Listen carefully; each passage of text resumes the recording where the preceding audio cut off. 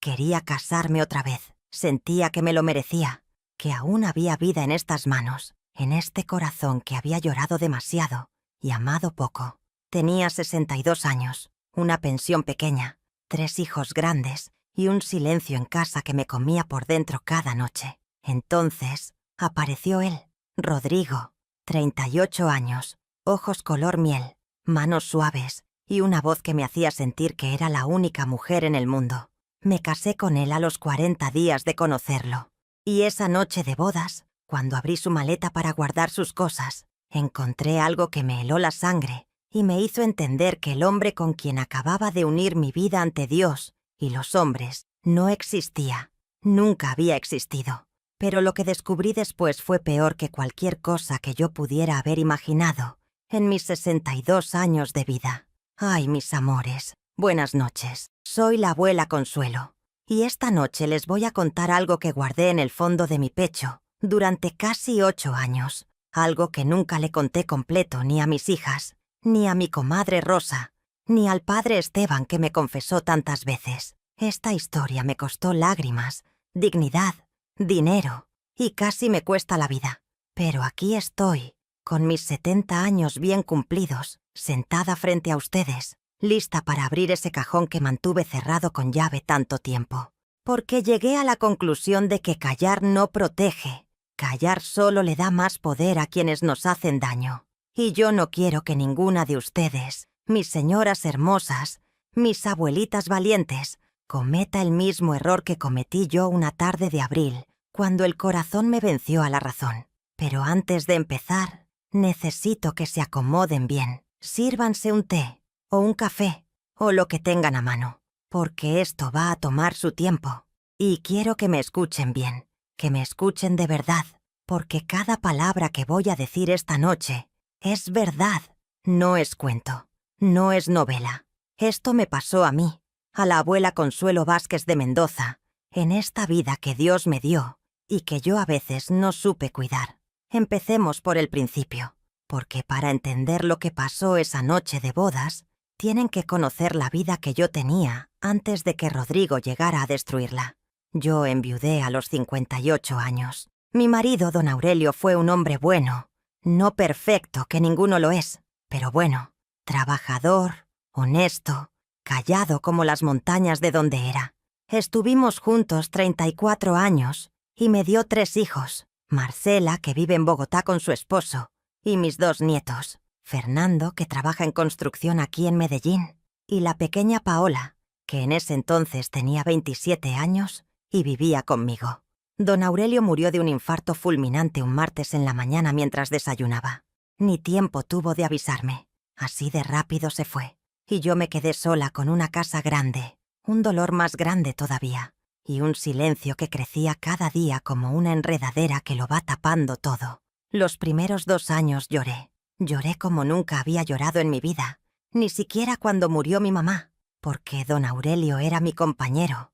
Era la persona con quien tomaba el tinto en las mañanas, con quien veía el noticiero, con quien me dormía cada noche escuchando su respiración pausada. Sin él, las noches eran eternas. Me acostaba a las 9 y me quedaba mirando el techo hasta las 2, las 3 de la madrugada, escuchando el silencio de la casa y sintiéndome más sola que nunca. Mis hijos me ayudaron mucho en ese tiempo. Marcela venía a visitarme cada que podía. Me llamaba todos los días. Fernando pasaba los fines de semana a arreglar cosas en la casa, a comer conmigo. Y Paola, mi niña, vivía conmigo y me hacía compañía. Pero hay un tipo de soledad que no se cura con compañía de hijos. Es una soledad diferente. Es la soledad de no tener a alguien que te vea como mujer, como persona, como ser humano con deseos y sueños y ganas de vivir. Y yo todavía tenía ganas de vivir. Eso era lo que más me confundía a mí misma. Porque a los 60 años uno cree que ya no debería sentir esas cosas, que ya debería conformarse con los nietos, con el jardín, con la novela de las 8. Pero yo me levantaba cada mañana y sentía que todavía había algo dentro de mí que quería más, que merecía más, que no había terminado su historia. Fue mi comadre Rosa quien me convenció de salir. Rosa es 3 años mayor que yo, viuda también, y con una energía que da envidia. Ella fue quien me dijo que me apuntara al grupo de danzas del barrio, que me hiciera tratamientos en el cabello, que me comprara ropa nueva. Yo le decía que estaba loca, que a mi edad esas cosas ya no tenían sentido. Y ella me miraba con esos ojos suyos y me decía: «Consuelo, usted tiene 60 años, no 100. No se entierre en vida». Entonces empecé a salir, primero al grupo de danzas, donde conocí a varias señoras de mi edad que bailaban con una alegría que me contagió. Luego a los bazares de la parroquia. Luego a los almuerzos del club de adulto mayor que organizaba la alcaldía todos los jueves. Y fue en uno de esos almuerzos donde lo vi por primera vez. Rodrigo Castaño. Entró al salón con una sonrisa que iluminaba el cuarto. Alto, bien vestido, con ese cabello oscuro peinado hacia atrás y esas manos que yo noté desde el primer momento, porque eran manos cuidadas, manos de hombre que se arregla, que se respeta. Llevaba una camisa azul claro y unos pantalones beige que le quedaban perfectos, y tenía, mis amores, unos ojos color miel que cuando te miraban te hacían sentir que eras lo más importante del mundo. Yo no lo miré con intención, se los juro que no.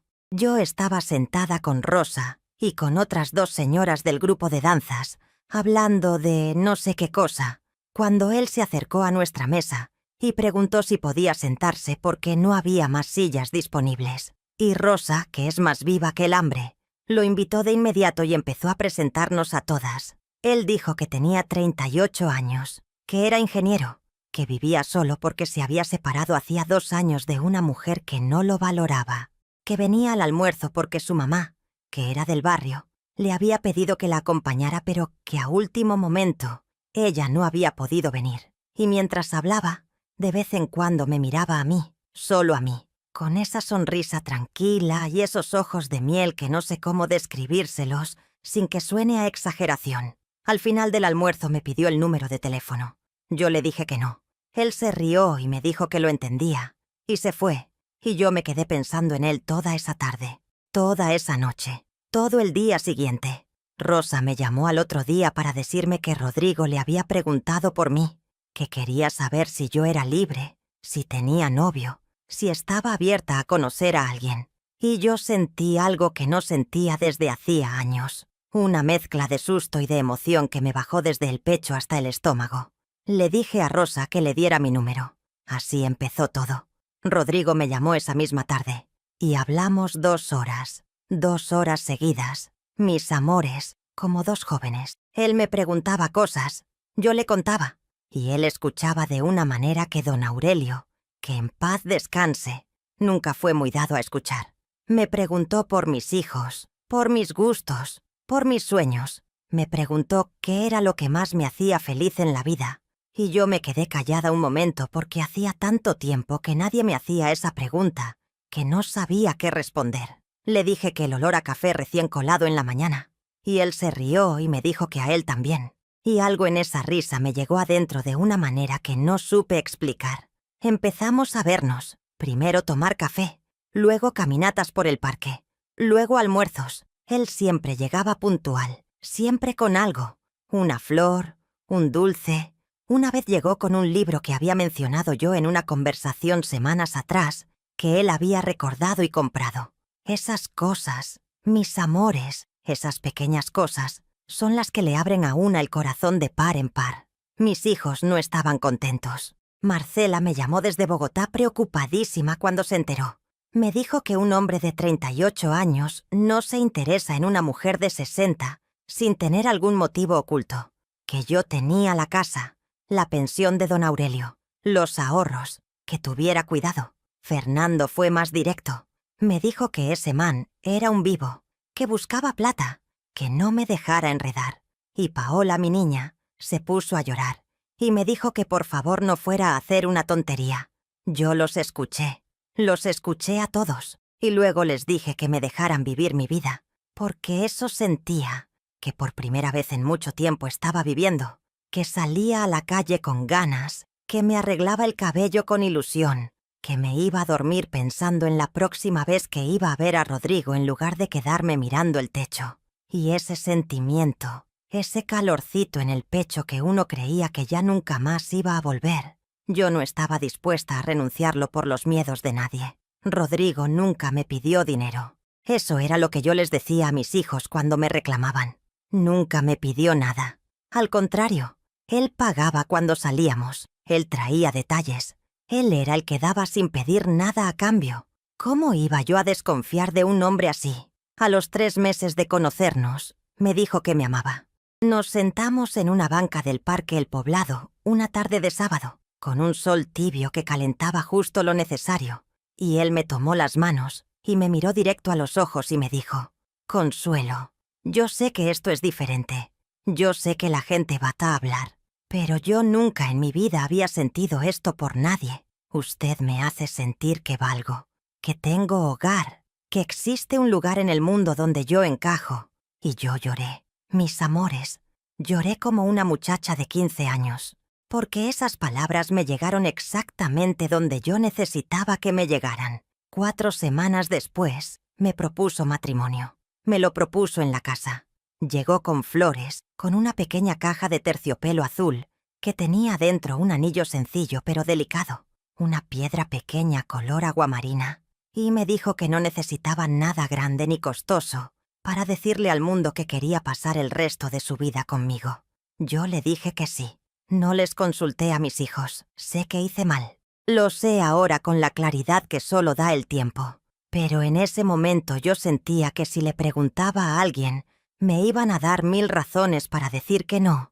Y yo no quería razones. Quería seguir sintiendo lo que sentía. La boda fue pequeña. Solo mis hijos, que vinieron a regañadientes y con caras largas, Rosa y su esposo, la comadre Elvira y 3 amigos de Rodrigo que yo apenas conocía. Nos casamos un sábado por lo civil a mediodía y luego fuimos a almorzar a un restaurante del centro. No hubo fiesta grande, no hubo torta ni baile, solo ese almuerzo, unas copas de vino y la sensación rara de estar comenzando algo sin estar segura del todo de lo que estaba comenzando. Esa noche llegamos a la casa. A mi casa, porque Rodrigo había estado viviendo en un apartamento arrendado que, según me explicó, había tenido que dejar porque el dueño lo necesitaba.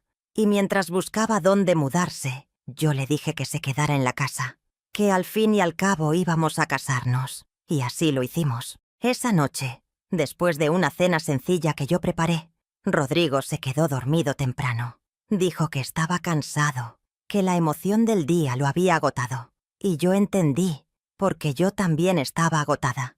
Pero no podía dormir. Estaba demasiado nerviosa, demasiado consciente de que había hecho algo enorme, de que había cambiado mi vida de una manera irreversible. Me levanté a las 11 de la noche a tomar agua, y al pasar por la sala vi la maleta de Rodrigo, la que había traído esa tarde con sus cosas personales, que había quedado abierta sobre la silla porque él había sacado algo y no la había vuelto a cerrar. Era una maleta negra mediana, de esas con rueditas, y la cremallera estaba a la mitad. No sé qué me dio, no sé qué fuerza me movió la mano. Dios mío, ojalá nunca hubiera cedido a ese impulso. Pero lo cedí. Me acerqué a la maleta y la abrí completamente. Arriba había ropa, camisas dobladas, 2 pares de zapatos envueltos en bolsas, un neceser de cuero café. Cosas normales. Seguí mirando. Moví las ropas a un lado, y debajo, envuelto en una camiseta vieja color gris, encontré algo. Era un sobre de Manila, grande, abultado, con el nombre de Rodrigo escrito a mano en la parte de adelante. Mis amores, debí haberlo dejado ahí. Debí haber cerrado esa maleta y haberme ido a la cama y haber dormido. Pero algo en mí, ese instinto que una desarrolla después de décadas de vivir, ese sexto sentido que las mujeres tenemos y que a veces no escuchamos cuando más deberíamos, me dijo que abriera ese sobre. Y lo abrí. Adentro había documentos, varios documentos. El primero que saqué era una fotocopia de un acta de nacimiento. La miré sin entender muy bien. Ponía el nombre de un niño, Sebastián Castaño Restrepo. Fecha de nacimiento, 14 de marzo de 2019. Padre, Rodrigo Arturo Castaño Mejía. Me quedé paralizada. Rodrigo me había dicho que no tenía hijos, que eso era una de las cosas que más lo dolía de su vida, que su ex esposa no había querido tener hijos con él y que ese había sido uno de los motivos de la separación. Saqué el segundo documento, otra acta de nacimiento. Esta vez, una niña. Valentina Castaño Herrera. Fecha de nacimiento: 22 de agosto de 2020. Padre: Rodrigo Arturo Castaño Mejía. 2 apellidos maternos diferentes: Sebastián Castaño Restrepo. Valentina Castaño Herrera. 2 madres distintas. 2 hijos que él nunca mencionó. Seguí sacando papeles con manos que ya no me obedecían. Había un recibo de arriendo, de un apartamento en el barrio Laureles, a nombre de Rodrigo Castaño, fechado hace 3 meses. 3 meses atrás, cuando él ya me estaba cortejando a mí, cuando ya me había dicho que me amaba, él seguía pagando el arriendo de otro apartamento. Y luego, mis amores, luego encontré lo que me terminó de romper. Era una tarjeta pequeña, de esas que uno mete dentro de un ramo de flores o un regalo, escrita a mano, con letra de mujer, y decía: «Mi amor, gracias por ayer. Sebastián preguntó por ti toda la tarde. Cuando puedas, pásate. Te esperamos. Siempre tuya, Carolina». Fechada hacía 22 días. 22 días antes de nuestra boda. Me senté en el piso de la sala. Mis piernas no me sostuvieron más. Me senté en ese piso frío de baldosa y me quedé mirando los papeles esparcidos a mi alrededor, y sentí que el mundo entero se me estaba cayendo encima. El silencio de la casa de pronto era diferente. Ya no era el silencio de antes. El silencio vacío de la viuda sola. Era otro silencio. Un silencio de traición, de mentira, de humillación. Estuve así no sé cuánto tiempo. Puede que 15 minutos, puede que 1 hora. Mirando esos papeles, releía el nombre de los niños. Miraba la tarjeta de Carolina. Escuchaba la respiración de Rodrigo que llegaba desde el cuarto, como si nada, como si no hubiera destruido mi vida con su silencio. Luego me levanté, me limpié la cara, me serví el agua que había ido a buscar y me fui al cuarto. Lo miré dormir, lo miré largo rato. Ese hombre que hacía pocas horas yo había mirado al altar, creyendo que era el comienzo de algo nuevo. Ese hombre de ojos miel que me había dicho que me amaba, que me había dicho que yo era su hogar, que me había regalado un anillo aguamarina y prometido pasar el resto de su vida conmigo. Y lo que sentí en ese momento no fue rabia. Todavía no. Lo que sentí fue algo más profundo y más oscuro que la rabia. Fue vergüenza, una vergüenza que me quemó desde adentro hacia afuera. Vergüenza de mí misma, de haber sido tan tonta, de haber ignorado a mis hijos, de haber creído en una sonrisa y en unos ojos de miel sin preguntar nada, sin verificar nada, sin protegerme en nada. Me salí del cuarto sin hacer ruido. Fui a la cocina, prendí la estufa y me puse a hacer café. Porque cuando la vida se derrumba, mis amores, lo único que uno sabe hacer a las 2 de la madrugada es hacer café. Y mientras esperaba que colara, me puse a pensar con esa claridad brutal que viene cuando el dolor todavía no terminó de caer y uno todavía puede razonar antes de que el llanto se lo lleve todo. Y lo que pensé fue esto: necesito saber quién es este hombre. Necesito saber todo. Antes de decir una sola palabra, necesito saber la verdad completa, porque esos papeles me decían que había 2 hijos, 2 mujeres diferentes, un apartamento que seguía pagando. Pero yo no sabía cuánto más había, y ese no saber era lo que más miedo me daba. Al día siguiente, Rodrigo se despertó de buen humor. Bajó a la cocina silbando, me dio un beso en la mejilla, me preguntó qué íbamos a desayunar, y yo le sonreí como si nada. Le preparé el desayuno, arepas con huevo y queso blanco, el mismo que le gustaba. Y mientras él comía y me hablaba de sus planes para esa semana, yo lo miraba y por dentro sentía algo que nunca antes había sentido en mis 62 años de vida. Una rabia fría, no caliente, no explosiva, fría, calculada.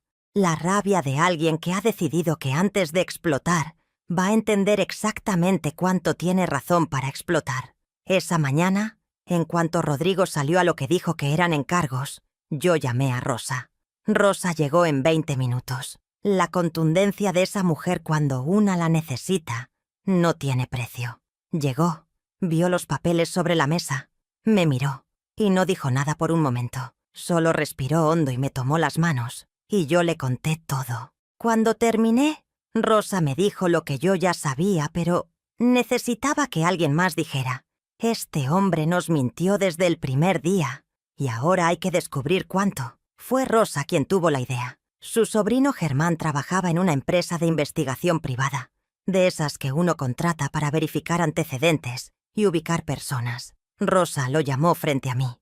Le explicó la situación en términos generales, y Germán dijo que podía ayudarnos, que necesitaba algunos datos básicos de Rodrigo, y que en una semana tendría información. Una semana. Yo tenía que vivir con ese hombre en mi casa durante una semana más, sin que él supiera que yo sabía. Hay cosas que le exigen a una mujer una fortaleza que uno no sabe que tiene hasta que la necesita. Vivir esa semana con Rodrigo fue una de esas cosas. Me levanté cada mañana y lo saludé. Cocinamos juntos. Vi televisión a su lado en el sofá. Dormí en la misma cama que él. Y en ningún momento, en ningún gesto, en ninguna mirada, le permití ver lo que llevaba por dentro. Por las noches, cuando él dormía, yo me quedaba despierta repasando todo. Cada momento de los 40 días que lo había conocido antes de casarme. Cada cosa que él había dicho.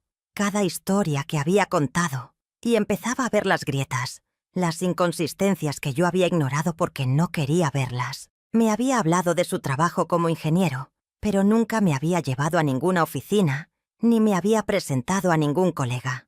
Me había dicho que vivía en un apartamento en Envigado, pero yo nunca había visitado ese apartamento, porque él siempre decía que estaba en obras, que era un desastre, que prefería venir a mi casa. Me había dicho que se había separado hacía 2 años, pero el recibo de arriendo que encontré en la maleta era del barrio Laureles, y estaba a nombre de él, no de ninguna pareja.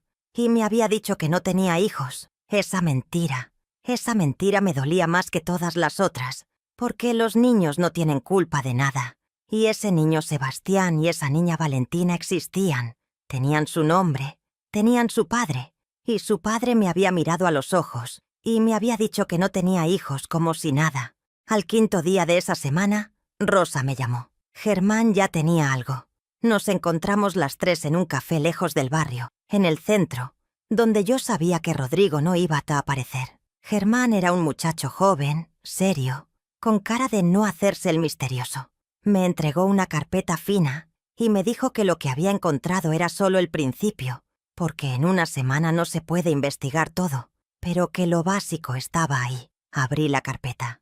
Rodrigo Arturo Castaño Mejía, 38 años, técnico en sistemas, no ingeniero. Había trabajado en varias empresas pequeñas de tecnología, pero llevaba más de 1 año sin empleo fijo, haciendo trabajos esporádicos.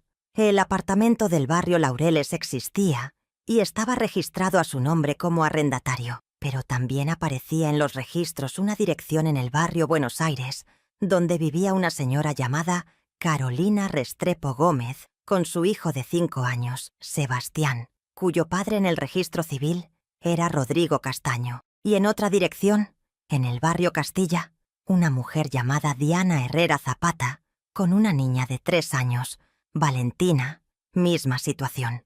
2 mujeres, 2 hijos, 2 direcciones en la misma ciudad. Pero eso no era lo que me hizo aferrarme al borde de la mesa para no caerme. Lo que me hizo aferrarme fue la última página. Rodrigo Arturo Castaño Mejía había contraído matrimonio civil el 14 de febrero de 2018, en Medellín, con una señora llamada Patricia Moreno Álvarez. Y según los registros que Germán había podido verificar hasta ese momento, ese matrimonio nunca había sido disuelto legalmente.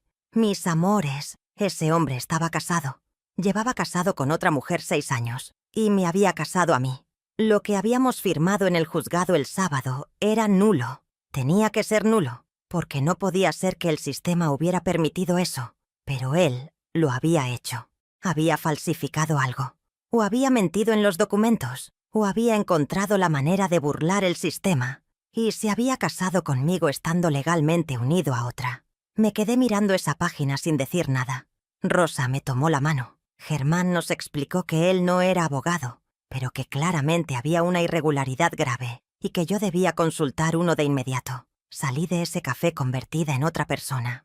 Entré como la señora Consuelo Vázquez, que había cometido la torpeza de casarse apresuradamente con un hombre mucho menor. Salí como una mujer que había sido víctima de una estafa matrimonial deliberada, calculada y fría. Y en ese momento, mis amores, fue cuando la rabia caliente reemplazó a la rabia fría, porque yo empecé a atar cabos, y los cabos formaban un cuadro que me revolvía el estómago. Un hombre sin empleo fijo, que vive de trabajos esporádicos, que aparece en un almuerzo de adulto mayor, que se acerca a una viuda de 62 años que tiene casa propia, pensión, ahorros, que la corteja con flores y libros y palabras exactamente calibradas para llegar donde más duele, que la lleva al altar en 40 días antes de que ella pueda pensar demasiado, y que seguramente ya estaba pensando en lo que iba a obtener de esa relación, en el acceso a los bienes, en la legitimidad legal que le daría un matrimonio aunque fuera falso. Yo me había casado con un estafador. Esa noche llegué a la casa antes que Rodrigo. Me senté en la sala y esperé. Cuando él entró y me vio sentada ahí con la carpeta de Germán en las manos, sonrió y dijo buenas noches como si nada. Fue hacia el cuarto a dejar las llaves, y yo dije su nombre, solo su nombre. Rodrigo. Algo en mi voz lo hizo detenerse.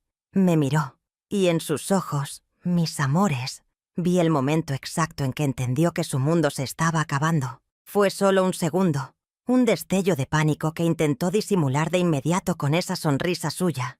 Pero yo lo vi, y él supo que yo lo vi. Me preguntó qué pasaba, y yo abrí la carpeta y le puse encima la mesa el acta de nacimiento de Sebastián, y luego la de Valentina, y luego el recibo del apartamento, y luego la tarjeta de Carolina, y luego la última página, la que decía que él estaba casado con Patricia Moreno desde el 2018. Lo miré, y le dije, explícame. Lo que siguió fue una de las conversaciones más dolorosas y más reveladoras de mi vida. Una conversación que duró hasta pasada la medianoche y que me fue mostrando, capa por capa, quién era realmente el hombre con quien me había casado. Lo que dijo, lo que calló, lo que intentó justificar, lo que finalmente, cuando vio que no había salida, admitió. Pero eso, mis amores, eso es lo que les voy a contar en la segunda parte de esta historia, porque lo que pasó esa noche entre las dos paredes de mi sala no cabe en pocas palabras, y lo que vino después, las semanas que siguieron, las decisiones que tuve que tomar, la verdad sobre Patricia, y sobre Carolina, y sobre Diana, y sobre otros detalles que Germán no había podido descubrir todavía en esa primera semana. Todo eso es parte de una historia que todavía no termina, donde una cree que termina. Porque cuando uno cree que ya vio lo peor, la vida siempre tiene guardada una última sorpresa. Y en mi caso, mis amores, la última sorpresa fue la más difícil de todas, porque no venía de Rodrigo, venía de alguien en quien yo confiaba ciegamente, alguien que había estado ahí desde el principio, alguien que sabía más de lo que me decía, y que había guardado silencio mientras yo caminaba derecho hacia ese abismo. Pero eso lo cuento después. Rodrigo se quedó mirando los papeles sobre la mesa como si fueran objetos extraños que no reconocía, como si alguien más los hubiera puesto ahí y él fuera tan sorprendido como yo. Esa fue su primera táctica, y la reconocí de inmediato porque yo había visto esa cara antes, no en él sino en la vida, en las personas que mienten tanto que ya ni saben cuándo están mintiendo y cuándo están diciendo la verdad. Esa cara de inocencia fabricada, de ojos abiertos y cejas levantadas que dice, no sé de qué me estás hablando sin decirlo con palabras. Pero yo no dije nada más, solo lo miré y esperé. Mis amores, hay un poder enorme en el silencio cuando uno lo usa bien, cuando uno no llena el silencio con gritos, ni con llanto, ni con acusaciones, sino que simplemente lo deja estar ahí, pesado y quieto como una piedra. El que tiene algo que ocultar siempre termina llenándolo él, siempre. Porque el silencio de alguien que sabe la verdad es insoportable para alguien que está mintiendo. Rodrigo aguantó unos 2 minutos, luego se sentó, luego se pasó la mano por el cabello, luego suspiró, y luego empezó a hablar. Dijo que me podía explicar todo, que no era lo que parecía, que los niños sí existían pero que no eran una relación, que habían sido situaciones del pasado que él no había sabido manejar, que Carolina era una ex de hace años y que habían tenido a Sebastián sin planearlo, y que él no había podido estar presente como padre, porque ella no se lo permitía, que Valentina era similar, que Diana había sido una relación corta, y que el embarazo lo había tomado por sorpresa, que él amaba a sus hijos, pero que la situación con sus madres era complicada. Lo dejé hablar, sin interrumpirlo, sin decir nada. Cuando terminó con los niños, yo levanté la última página de la carpeta, la que tenía el nombre de Patricia Moreno Álvarez, la que decía matrimonio civil, 14 de febrero de 2018, sin disolver. Y le dije, ¿y esto? ¿Esto también es una situación complicada? El silencio que siguió fue diferente a todos los silencios anteriores. Fue un silencio de derrota. Lo vi en sus hombros que se cayeron, en su espalda que se dobló ligeramente, en sus manos que se abrieron encima de la mesa como diciéndome sin palabras que ya no tenía nada más con qué cubrirse. Me dijo que Patricia y él llevaban separados, de hecho desde el 2021, que el divorcio legal era un trámite que habían ido postergando porque no había bienes en disputa y ninguno de los dos había tenido urgencia de finalizarlo, que cuando me conoció a mí, él ya no tenía ninguna vida real con Patricia, que eran dos personas separadas que solo mantenían un papel sin vigencia real. Yo le pregunté si Patricia sabía que él estaba aquí, en mi casa, casado conmigo. Me miró, y en esa mirada encontré la respuesta antes de que abriera la boca. No, Patricia no sabía nada. Mis amores, en ese momento sentí algo que no sé cómo nombrarlo exactamente. Era rabia, sí, pero también era algo parecido a la claridad. Esa claridad que viene cuando uno finalmente entiende algo que no quería entender, cuando los últimos velos caen y uno ve la situación desnuda, sin adornos, sin excusas, sin la neblina del enamoramiento que lo distorsiona todo. Este hombre había construido su vida sobre capas de mentiras tan bien apiladas que probablemente él mismo ya no sabía cuánto de lo que decía era verdad y cuánto era invención. Tenía una esposa legal en algún lugar de esta ciudad. Tenía 2 hijos con 2 mujeres diferentes. Tenía un apartamento arrendado donde guardaba quién sabe qué otras vidas paralelas. Y había llegado a un almuerzo de adulto mayor con una historia perfectamente construida para conquistar exactamente a una mujer como yo. Viuda, sola, con recursos, con necesidad de afecto y con suficiente corazón para creer en las palabras bonitas. Yo no había sido su amor. Había sido su siguiente paso. Le pregunté una sola cosa más esa noche. Le pregunté si en algún momento, en algún segundo de los 40 días que nos habíamos conocido, había sentido algo real por mí, algo que no fuera calculado. Se quedó callado un momento, y luego me dijo que sí, que yo era diferente a todas las mujeres que había conocido, que había algo en mí que lo hacía sentirse tranquilo, en paz, que quizás eso sí era genuino, aunque todo lo demás fuera un desastre. No sé si me lo creí, tampoco sé si importaba ya. Le dije que se fuera, que tomara su maleta y que se fuera esa noche, que no quería que durmiera en mi casa ni una noche más, que al día siguiente yo iba a llamar a un abogado y que íbamos a resolver esto por las vías legales que correspondieran, pero que esa noche yo necesitaba que él no estuviera en mi espacio. Me miró, y debo reconocer que en ese momento, por un segundo brevísimo que me avergüenza admitir, vi en su cara algo que parecía genuino. No arrepentimiento, porque no creo que alguien como Rodrigo sea capaz de un arrepentimiento real, pero sí algo parecido a la conciencia de que había arruinado algo que podría haber sido bueno si él hubiera sido otra persona. Agarró su maleta, la misma maleta negra con rueditas, la cerró con todo adentro y se fue. Cerré la puerta detrás de él y me apoyé contra esa puerta y me quedé ahí parada en el silencio de mi casa y respiré. Y por primera vez en varios días respiré de verdad, profundo, hasta el fondo de los pulmones. Luego fui al teléfono. Eran las 12:15 de la noche. Llamé a Paola. Mi niña contestó asustada, pensando que algo malo había pasado. Y yo le dije, «Paola, necesito que vengas». Y ella preguntó «¿Qué pasó, mamá?». Y yo le dije, «Tenías razón, ven por favor». Paola llegó en 15 minutos en pijama y pantuflas y me encontró sentada en la cocina con un café frío que nunca tomé. Me abrazó sin decir nada.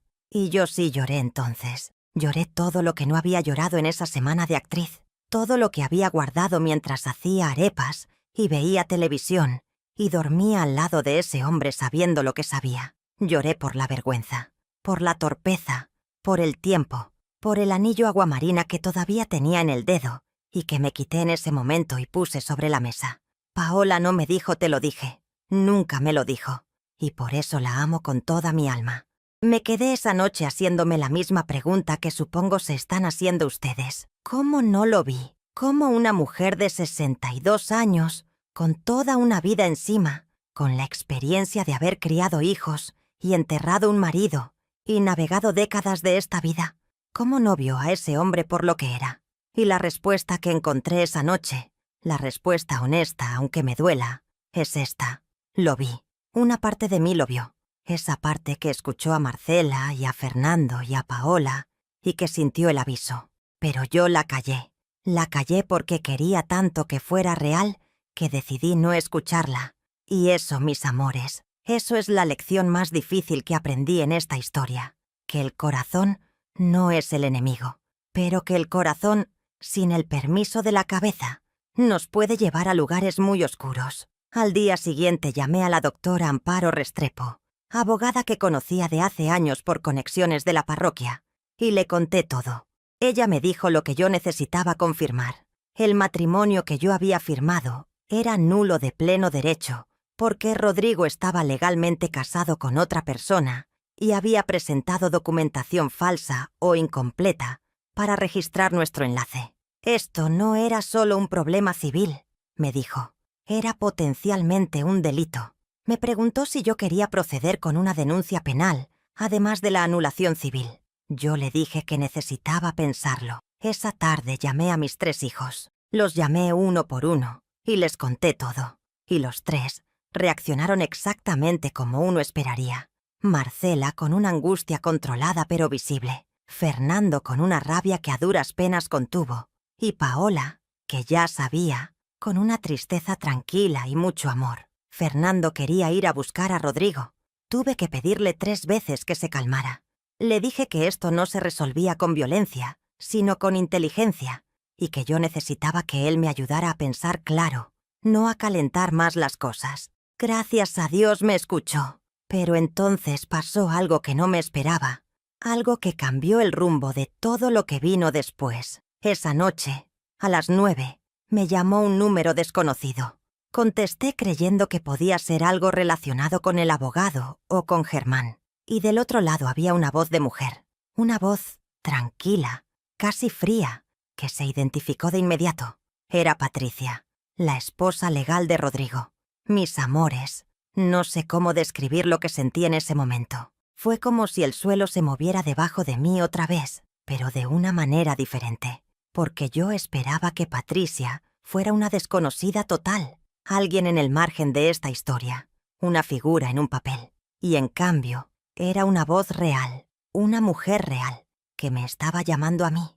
Me dijo que sabía quién era yo, que Rodrigo le había hablado de mí, no de nuestra boda, eso no, pero que ella llevaba tiempo sabiendo que Rodrigo estaba envuelto con alguien del barrio Laureles, una señora mayor, y que había decidido llamarme porque pensaba que yo merecía saber la verdad.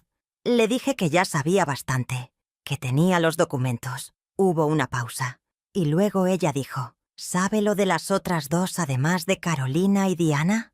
Yo me quedé fría. Le pregunté de qué estaba hablando, y Patricia me contó lo que Germán no había podido encontrar en una semana de investigación inicial, lo que yo nunca habría imaginado aunque me hubiera pasado meses sospechando.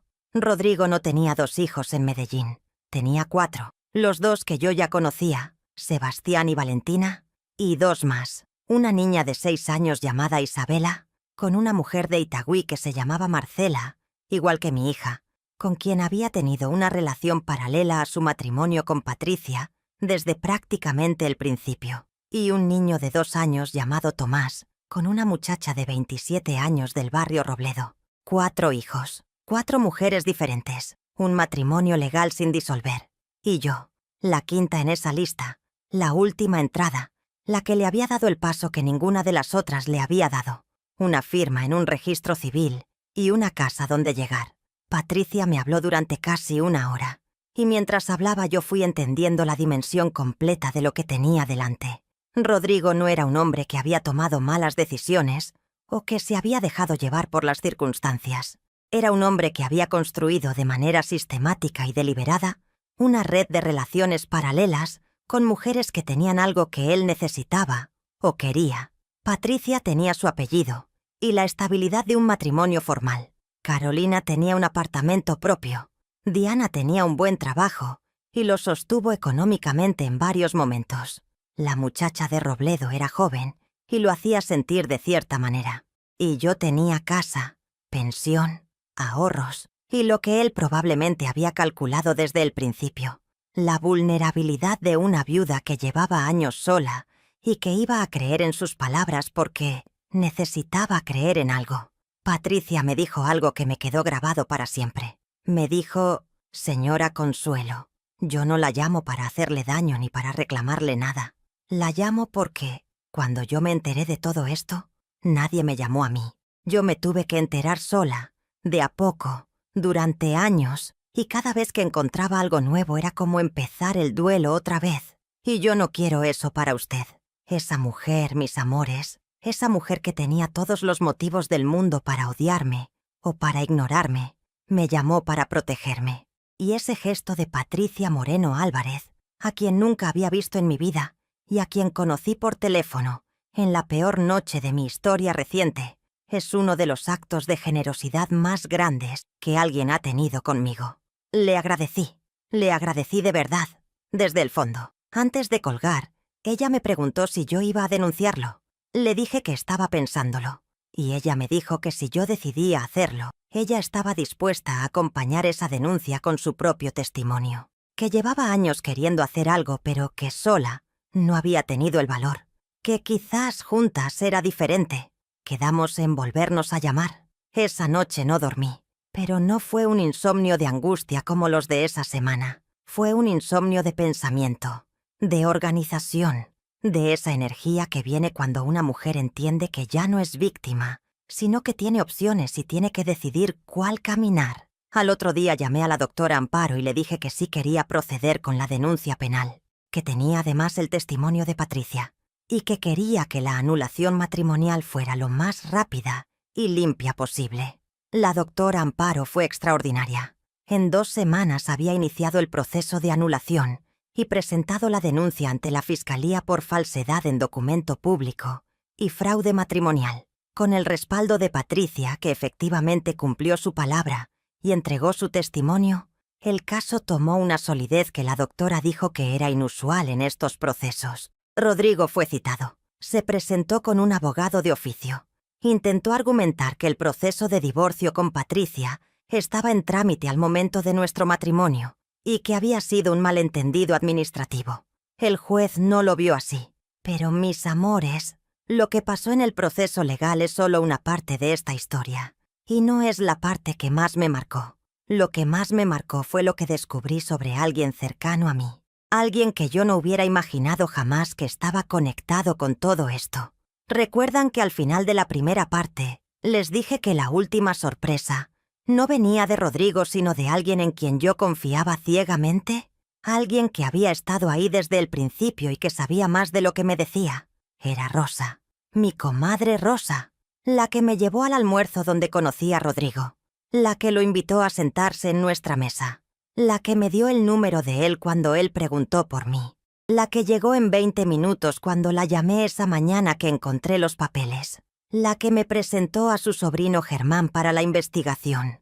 Rosa, que había sido mi amiga por 15 años. Me enteré de manera casi accidental, como suele pasar con las verdades que uno no anda buscando. Fue la doctora Amparo, revisando los registros del apartamento de Laureles que Rodrigo arrendaba, quien encontró que el contrato de arrendamiento había sido firmado con un codeudor. Y ese codeudor era la señora Rosa Elena Cardona de Patiño. Rosa era codeudora del apartamento de Rodrigo. Cuando vi ese papel, sentí que el mundo se me daba vuelta por segunda vez. Pero esta vez fue diferente. Esta vez no fue el suelo moviéndose. Esta vez fue algo más parecido a una pared cayéndose encima. Porque con Rodrigo yo había cometido el error de creer demasiado rápido en alguien que no conocía bien. Con Rosa yo había invertido 15 años de confianza, de confidencias, de cumpleaños y enfermedades y duelos compartidos. Con Rosa yo era comadre. La doctora Amparo me preguntó si yo quería que ella hablara con Rosa primero, o si prefería hacerlo yo directamente. Le dije que eso lo iba a manejar yo sola. Llamé a Rosa y le dije que necesitaba verla, que era urgente, que viniera a mi casa esa tarde. Rosa llegó como siempre, con su paso seguro y su cara tranquila y su bolso colgado en el hombro. Se sentó en la misma silla de siempre, en la cocina, donde habíamos tomado miles de tintos en 15 años, y yo puse el papel sobre la mesa, el contrato de arrendamiento con su nombre. Rosa lo miró, y luego me miró a mí, y en su cara, mis amores, no vi culpa inmediata, vi algo más complicado. Vi a una persona atrapada entre dos cosas que no sabía cómo resolver. Me dijo que Rodrigo era su sobrino, no el sobrino Germán del que me había hablado. Rodrigo era sobrino de Rosa, hijo de una prima hermana suya del lado del esposo. Lo había conocido de grande cuando él ya era adulto, y habían mantenido una relación de cierta cercanía, sin que ella lo viera mucho porque él tenía su vida, y ella la suya. Cuando Rodrigo necesitó el codeudor para el apartamento, hacía ya más de un año, ella se lo había dado porque la familia es la familia, y él le había dicho que estaba empezando de nuevo después de su separación. Y luego, más adelante, él le había pedido un favor. Le había pedido que si alguna vez ella conocía a alguna señora sola, viuda, que pareciera estable y de buen corazón, lo pusiera en contacto porque él quería rehacer su vida de verdad. Rosa me miró con esos ojos que yo había visto llorar de alegría y de pena en 15 años de amistad, y me dijo que cuando me conoció a mí en el grupo de danzas, había pensado en él, que no lo había planeado como algo malo, que ella pensaba que Rodrigo era un buen muchacho que había tenido mala suerte, que no sabía nada de los otros hijos, ni de Patricia ni de las otras mujeres, que lo que hizo fue presentarnos porque genuinamente pensó que podía ser bueno para ambos. Yo la escuché toda, sin interrumpirla, y luego le pregunté una sola cosa. Cuando él te pidió ese favor, ¿no te pareció raro que te pidiera que lo conectaras con una señora sola y estable? ¿No sonó eso a algo? Rosa bajó los ojos, y en ese silencio estaba toda la respuesta. Ella había tenido dudas, había tenido ese instinto que tenemos las mujeres, que nos dice que algo no está del todo bien, y lo había ignorado. No con mala intención, estoy casi segura de eso, sino con esa mezcla de lealtad familiar y de deseo de que todo saliera bien, que a veces nos hace mirar para el otro lado. Pero el resultado de mirar para el otro lado había sido que yo caminé directamente hacia esa trampa sin que mi mejor amiga me avisara. Le dije que necesitaba tiempo, que no podía estar con ella en ese momento, que me fuera y me dejara procesar lo que acababa de escuchar. Rosa se fue, creo que también llorando, aunque yo no la vi porque no la acompañé hasta la puerta. Y yo me quedé sola en esa cocina con el tinto frío, igual que tantas noches de esa historia, y pensé en los 15 años de amistad y en lo que hacía uno con algo así, porque Rosa no era Rodrigo. Rosa no me había tendido una trampa con intención de hacerme daño, pero me había puesto en el camino de alguien que sí lo hizo. Y lo había hecho sin decirme todo lo que sabía o sospechaba. Y eso, aunque fuera diferente, también era una traición, más pequeña, más complicada, más llena de grises que la de Rodrigo, pero una traición al fin. Pasaron 3 meses antes de que Rosa y yo volviéramos a hablar. 3 meses en los que ella me mandó mensajes que yo no contesté, en los que me dejó una nota en la puerta que guardé sin leer, en los que supe por otras del grupo de danzas que estaba muy afectada. Y en esos 3 meses yo me dediqué a mí misma, a procesar, a trabajar con la doctora Amparo en el proceso legal, a hablar con mis hijos, que esta vez sí estaban al tanto de todo y que me acompañaron de una manera que me llenó el corazón, a retomar cosas que había abandonado mientras estaba en esa nube de enamoramiento, mi jardín, mis clases de manualidades, las visitas a los nietos de Marcela en Bogotá. El proceso de anulación matrimonial tardó 4 meses en resolverse.